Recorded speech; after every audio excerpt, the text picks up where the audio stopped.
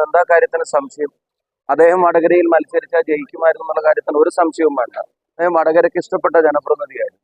വടകരയിൽ ചെന്ന് ഇറങ്ങിയപ്പോൾ തൊട്ട് അദ്ദേഹത്തിന് കൊടുത്ത സ്വീകരണം കാര്യങ്ങളൊക്കെ നമ്മൾ കണ്ടതുമാണ്. പക്ഷെ അദ്ദേഹം ഒരു പാർട്ടി തീരുമാനത്തെ അംഗീകരിച്ചു.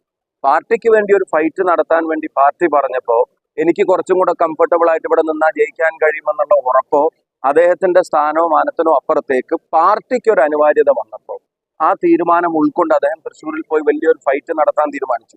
ആ ഫൈറ്റിൽ ഒരു പക്ഷെ തൃശ്ശൂർ പരാജയപ്പെട്ടു പോയിട്ടുണ്ടാവാം. പക്ഷെ ഞാൻ ഉൾപ്പെടെയുള്ള സ്ഥാനാർത്ഥികൾ പറയുന്ന ഒരു പ്രധാനപ്പെട്ട കാര്യം, അത് പൊതുസമൂഹത്തിന് ഉൾക്കൊള്ളാൻ കഴിയുന്ന ഒരു പ്രധാനപ്പെട്ട കാര്യം, അദ്ദേഹം അവിടെ പരാജയപ്പെട്ടെങ്കിൽ പോലും തിരുവനന്തപുരം മുതൽ കാസർഗോഡ് വരെയുള്ള വടകര ഉൾപ്പെടെയുള്ള ബാക്കി 19 മണ്ഡലങ്ങളിലും കെ മുരളീധരൻ എന്ന നേതാവിന്റെ ആർജവത്തോടെയുള്ള ആ തീരുമാനത്തിന്റെ ഗുണം ഞങ്ങൾക്ക് എല്ലാവർക്കും ലഭിച്ചിട്ടുണ്ട്.